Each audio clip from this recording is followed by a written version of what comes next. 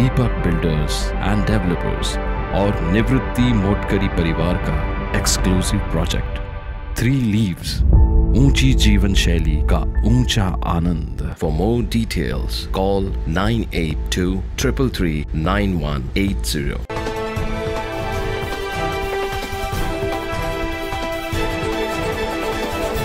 नाशिक शहरामध्ये मागील 2 महिन्यांपासून वेगवेगळ्या भागात एका ठराविक कारचे सायलेन्सर चोरी करण्याचा प्रकार वारंवार घडत होता। शहरात या प्रकरणी 15 गुन्हे दाखल झाले। या प्रकारामागे एका टोळीचाच हात असल्याचं स्पष्ट झालंय। पोलिसांनी या टोळीला जेरबंद केलंय।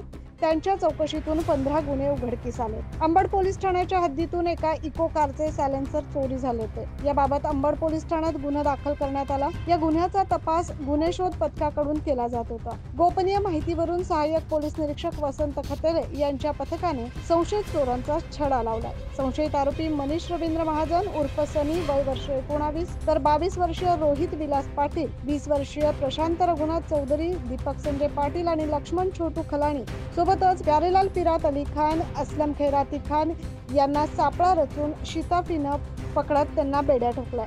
त्यांची कसून चौकशी केली असता त्यांनी एका पाठोपाठ एक अशा 15 गुन्ह्यांची कबुली पोलिसांना दिली आहे। याबाबत अधिक माहिती उपायुक्त मोनिका राऊत यांनी दिली आहे। आज नाशिक शहरामध्ये जे काही इको गाड्यांचे सायलेन्सर चोरीला जात होते तर त्या चोरींच्या घटनांमध्ये उघड करण्यामध्ये आम्हाला यश आलेलं आहे। अंबड पोलीस स्टेशन आणि त्यांची टीमला हे यश आलेलं आहे।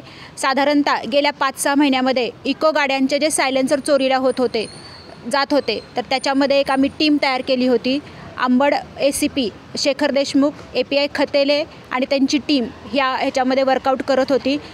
जे काही सायलेन्सर चोरी होत होते तर या सायलेन्सर चोरीचे गुन्हे उघड करण्यामध्ये आम्हाला यश आलेलं आहे। एकूण अंबड पोलीस स्टेशनचे आणि इतर झोनमधले पोलीस स्टेशनचे गुन्हे असे एकूण 17 गुन्हे आम्ही या ठिकाणी ओपन केलेले आहेत। मुद्देमाल या ठिकाणी आम्हाला मिळालेला आहे आणि जे आरोपी आहेत तर ह्याच्यामध्ये एकूण 7 आरोपींना आम्ही अटक करण्यात यश आलेलं आहे। अजून काही संशयित आरोपी आहेत, त्यांचा तपास या ठिकाणी चालू आहे। संशयितांना न्यायालयापुढे हजर केले असता त्यांना 2 दिवसांची कोठडी सुनावण्यात आली। याबाबत पुढील तपास पोलीस करतायत। 9 न्यूज महाराष्ट्रासाठी प्रतिनिधी अजित सिंग।